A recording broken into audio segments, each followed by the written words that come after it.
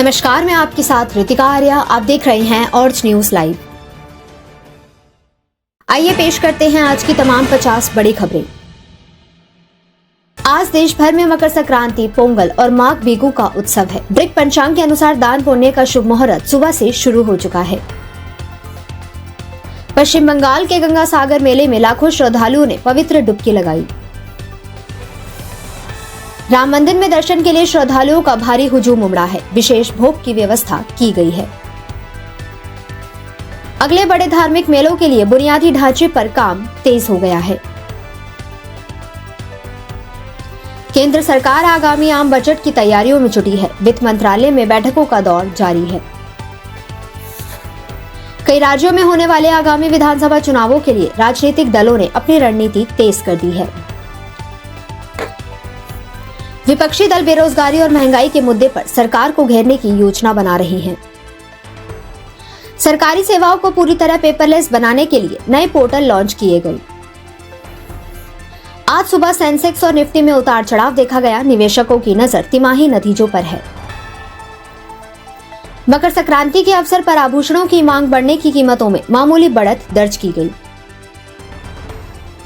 2026 की पहली तिमाही में भारतीय स्टार्टअप्स में विदेशी निवेश बढ़ने की उम्मीद है।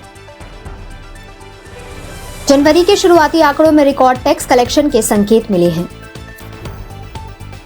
जलवायु परिवर्तन पर अंतर्राष्ट्रीय स्तर पर नई नीतियों पर चर्चा हो रही है।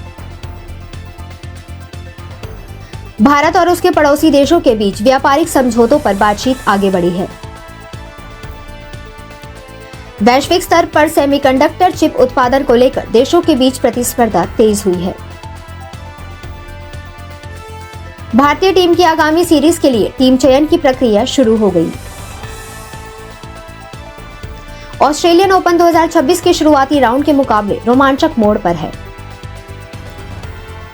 आगामी सीजन के लिए फ्रेंचाइजी ने अपनी रणनीतियों और नए खिलाड़ियों के कैंप शुरू कर दिए हैं। हॉकी में राष्ट्रीय टीम के अभ्यास शिविर में युवा खिलाड़ियों को मौका दिया जा रहा है। दिल्ली, पंजाब और हरियाणा में शीतलहर का प्रकोप जारी है। घने कोहरे के कारण कई ट्रेनें और उड़ानें देरी से चल रही हैं। लाइव फ्लाइट स्टेटस पर अपडेट चेक करें। दिल्ली एनसीआर में AQI अभी भी खराब श्रेणी में बना हुआ है।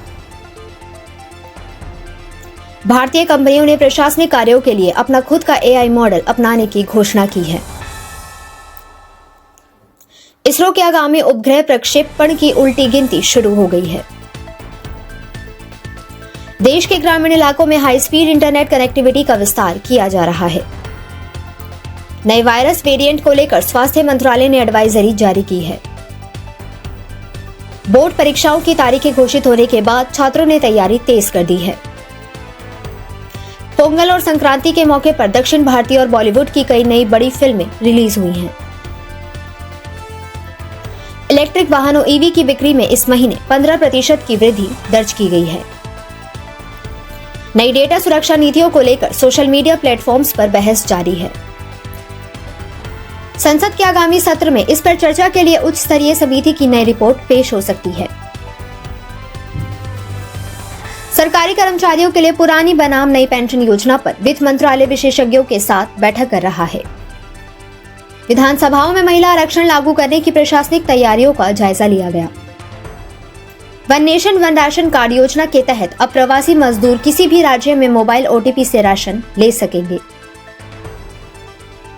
RBI ने डिजिटल करेंसी के इस्तेमाल को रिटेल स्टोर्स पर अनिवार्य करने का पायलट प्रोजेक्ट बढ़ाया।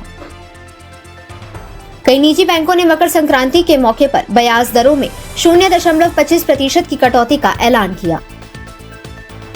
भारत 2026 के अंत तक क्रिप्टो संपत्तियों पर सख्त रेगुलेटरी फ्रेमवर्क लाने की तैयारी में है। बीमा सुगम पोर्टल के जरिए अब लाइफ और हेल्थ इंश्योरेंस खरीदना और क्लेम करना आसान होगा। PM सूर्य घर योजना के तहत आज 5 लाख नए घरों में सोलर पैनल लगाने का लक्ष्य पूरा हुआ। भारत ने अपनी पहली ग्रीन हाइड्रोजन ट्रेन के ट्रायल रन की तारीख घोषित की। सिंगल यूज प्लास्टिक के खिलाफ आज से देश भर में नया विशेष चेकिंग अभियान शुरू। भारत में आज एक प्रमुख टेक कंपनी ने अपना पहला फोल्डेबल किफायती फोन लॉन्च किया। दूरसंचार विभाग ने 6G टेस्टिंग के लिए देश के 5 बड़े संस्थानों को ग्रांट जारी की। चक्षु पोर्टल के जरिए संदिग्ध कॉल और मैसेज की रिपोर्ट करने वालों की संख्या में तेजी आई। आज 3 नए रूट्स पर वंदे भारत एक्सप्रेस का ट्रायल शुरू किया गया। नोएडा इंटरनेशनल एयरपोर्ट के रनवे टेस्टिंग का अगला चरण आज से शुरू। आज देश के सभी नेशनल हाईवे पर जीपीएस आधारित टोल सिस्टम लगाने की प्रक्रिया तेज हो गई है।